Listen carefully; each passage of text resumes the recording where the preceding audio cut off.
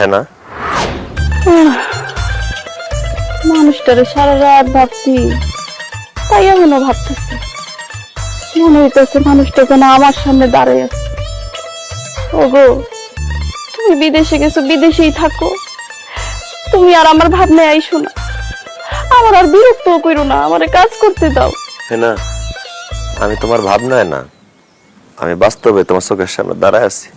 ওরে পাগলাটা, বাড়িতে থাকতো তো এমনি দুষ্টুমি করতো, এখন পাগলটার পিতলা পিড়িতে যে কত মনে পড়তেছে। যাও যাও, বিদেশে যাও, কাজ করতে দাও। বিশ্বাস না হয় শুয়ে দেখো।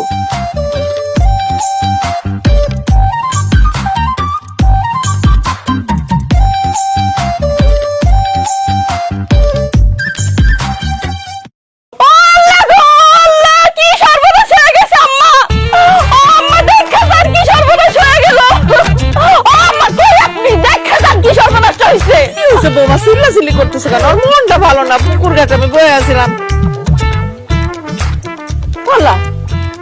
এই বেটা কেডা? আমার হানিফের মতো দেখতে। আম্মা আমি কোনো বেড়া না, আমি তোমার কলিজার টুরকা হানিফ।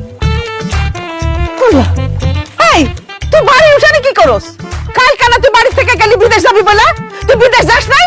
না আম্মা, আমি আমার হেনারা সাইরা বিদেশ যাইতে পারি নাই আম্মা। বিশ্বাস করো আম্মা, আমি এয়ারপোর্টে ঢুকার পর আমার ভিতরটা কেমন জানি হাহাকার করা শুরু করছে।